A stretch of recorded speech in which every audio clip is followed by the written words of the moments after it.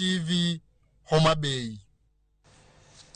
Kuom kinde mokalo, tuo mar nindo mikelo kod lwang'ni mar maugo mong'ere gi dho ngere ni sleeping sickness osebedo ka hinyo oganda kendo chuno moko mondo dar e miechgi. Bedo ni tuo nindo en achiel kuom tuoche mayangore ni ok osebed ka imiyo pek, riwruok mar chenro mag thieth e piny mangima WHO kod dhi nyime kod keto okenge mag kedo kod tieko tuochego. Nyaka sani giseketo chenro mar pimo oganda e counties duto mayudore Imbo mar Kenya kotenore kod tuoni mar nindo kendo geng'o landruok mare.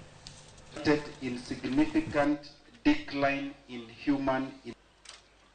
These foci include tuoche miluongo ni neglected tropical diseases.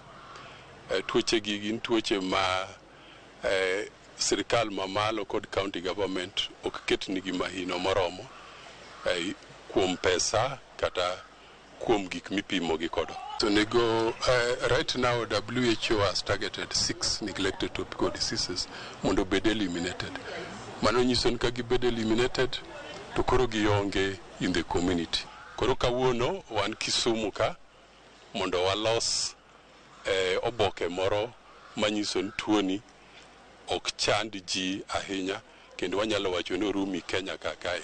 Koro nitie counties ma watime sentinel surveillance mano ket kuonde mipime jotuo mano en Narok, Bungoma, Busia, Migori kod Siaya. We have been working on neglected tropical diseases since 2006, and indeed we started with sleeping sickness as the first disease. Now they have grown to about 6 diseases.